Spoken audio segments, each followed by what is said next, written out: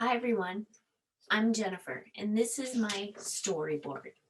And I'm going to talk about the difference between differentiated instruction and universal design.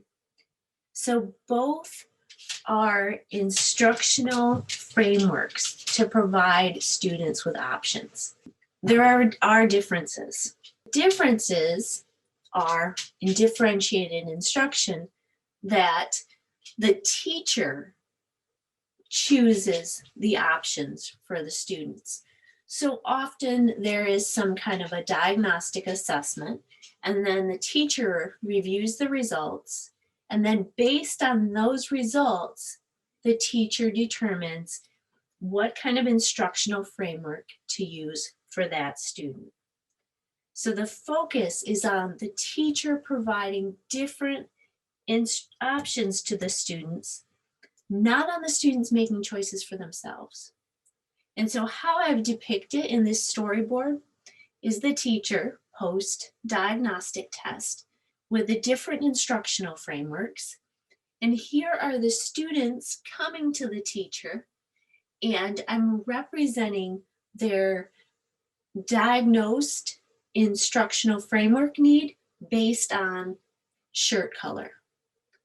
And so what you'll notice here, the teacher is choosing to give this student a green instructional framework. The student doesn't have any say in this. This is something like learning styles, where it's thought that students learn best in certain, either an auditory, a visual, or kinesthetic instructional framework. And so we could think about this as this instructor, based on a diagnostic test, is giving this student a kinesthetic learning style based on the green shirt that they have been determined as kinesthetic learners. And so this is very instructors making the choice for the student. The student doesn't have any choice in this. So oftentimes what happens is students take these learning style tests and they're told you are a kinesthetic learner. And so I recently learned from one of my student was told she was a kinesthetic learner.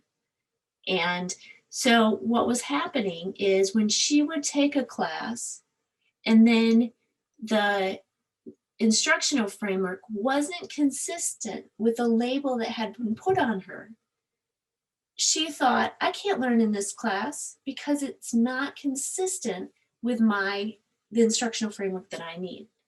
And so here is a student sad that they're not going to learn because they've been given the wrong instructional framework for their label. And so the students don't have choices. And so that's one of the big barriers with differentiated instruction. In contrast, this is universal design. And so it's a much more educator-student collaborative model. So what you'll notice is here's the instructor, and the instructor is sitting here cross-legged, and all of the students are cross-legged. And the instructor has come with a variety of instructional frameworks for the same lesson plan. And so these instructional frameworks have been thought out based on the variable specs he or she expects in their student.